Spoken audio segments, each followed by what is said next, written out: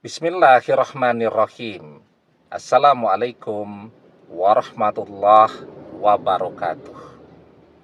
Bapak-bapak, ibu-ibu, mas-mas, mbak-mbak, khususnya adik-adikku sekalian yang dirahmati Allah dimanapun Anda berada. Kembali di IIP Channel bersama saya, IIP Wijayanto. Kali ini kita akan membahas tema 3 ciri-ciri rahasia orang yang mantannya balik sendiri kepadanya, atau 3 rahasia orang-orang yang mantannya balik sendiri. Nah, jadi saya pernah cerita ya, ada 2 orang sahabat yang kebetulan pula dalam waktu yang kira-kira sama, istrinya sama-sama minggat, ya, kembali ke rumah orang tuanya. Nah, curhatlah mereka berdua. Apa hasil dari diskusi dan curhat tadi? Ada satu orang senior mereka yang pernah mengalami hal yang sama dengan yang mereka alami, dan istrinya kembali. Jadi mereka sepakat untuk datang sowan ke senior tadi. Nah, datanglah mereka ke senior mereka ini ya, kepada orang yang lebih dituakan, karena ketika kuliah dulu kakak tingkat lah, kakak kelas mereka ya. Dan usianya juga tentu lebih senior kan, pengalaman hidupnya lebih banyak. Kemudian mereka curhat nih kepada temannya yang lebih senior ini tadi. Apa kata temannya ini tadi?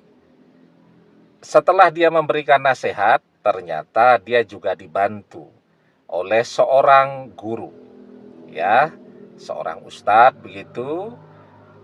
Dia diberikan ijazah doa untuk diamalkan, tapi dia tentu tidak bisa mengijazahkan doa itu karena dia ijazahnya kan adalah untuk mengamalkan, bukan untuk memberikan ijazahan atau mengajarkan kepada orang lain. Nah, kemudian dengan diantar oleh senior mereka ini ya, oleh kakak kelas mereka ini dulu pada saat masih kuliah, mereka sowan tuh kepada seorang ustadz. Nah, curhat lagi kepada ustadz tadi, dan sama dengan yang diberikan kepada senior mereka ini tadi ya, kakak kelas mereka ini, mereka diijazahi sebuah doa untuk diamalkan. Nah, kemudian pulanglah mereka. Sekitar 2 bulan mengamalkan doa tadi. Yang satu, istrinya balik sendiri. Sementara yang satu, jangankan balik sendiri, ngasih kabar juga tidak, bahkan tidak ada kabar beritanya sama sekali. Nah, kemudian ketemu lagi, dan setelah itu sowan lagi kepada ustadz tadi. Ustadz tadi tanya kepada yang istrinya balik, apa yang kamu rasakan ketika istrimu pergi? Dia bilang, saya yakin bahwa dia akan balik.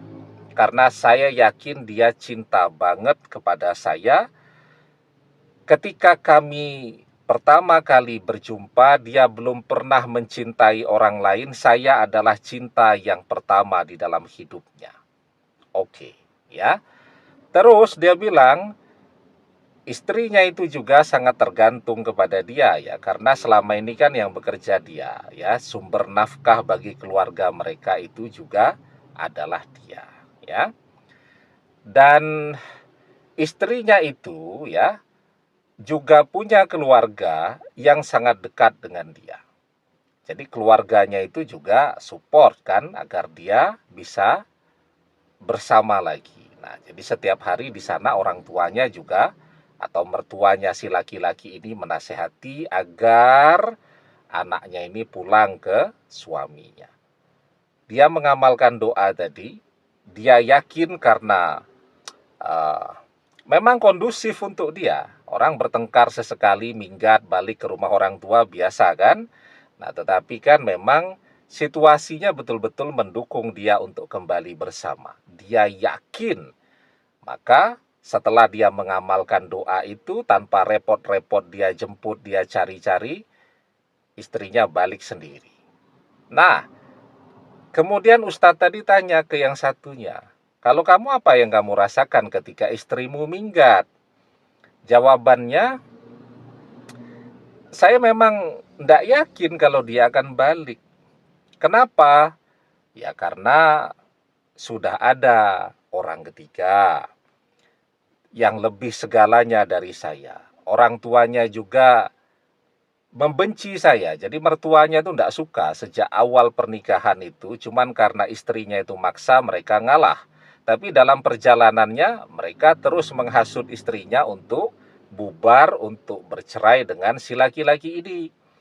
Ditambah lagi si laki-laki ini keadaannya juga sedang bangkrut ekonominya ya. Bisnisnya sedang goyah dan seterusnya dan seterusnya. Nah, apa kata guru tadi, Ustadz tadi mendengar penjelasan dari dua muridnya ini? Jelas ya. Kenapa istrinya balik? Yang pertama, dia yakin bahwa istrinya akan balik. Ya, dia yakin bahwa istrinya itu mencintai dia. Dia yakin keluarga istrinya itu support dia. Itu sebabnya kenapa istrinya balik. Karena apa? Karena ketika dia mengamalkan doanya, dia membaca doa itu, dia berdoa dengan keyakinan.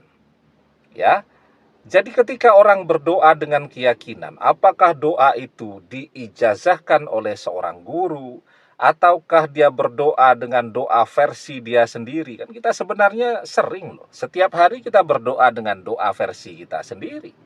Ya, jalan macet tuh. Apa nih doa dalam bahasa Arabnya agar jalan tidak macet? Nanti kita googling dulu kelamaan. Hati kita membisikkan, ya Allah, semoga tidak macet agar tidak terlambat sampai ke tempat kerja. Itu doa versi kita sendiri. Ya, mau hujan, tidak bawa mantel atau jas hujan. Kita membisikkan doa. Nanti nyari doa dalam bahasa Arab apa ya agar jangan turun hujan dulu kan repot. Nah, kita membisikkan doa, ya Allah, jangan hujan dulu sampai kita tiba di rumah. Nah, itu doa versi kita sendiri dan mustajab karena kita yakin doa kita itu terkabul. Maka kita diajarkan ud'ullaha wa antum muqinuna bil ijabah wa'lamu annallaha la yastajibu du'a'an min qalbin ghafilin lahin. Jadi yang pertama, ud'ullaha wa antum muqinuna bil ijabah. Berdoalah dalam keadaan yakin doa terkabul. Jadi itu kuncinya. Orang yang mantannya balik sendiri karena dia yakin doanya terkabul. Ya, wa'lamu, dan ketahuilah annallaha, sesungguhnya Allah, la yastajibu, tidak mengabulkan doa. Ya, la yastajibu du'a min qalbin ghafilin lahin, tidak mengabulkan doa dari hati yang lalai lagi berpaling.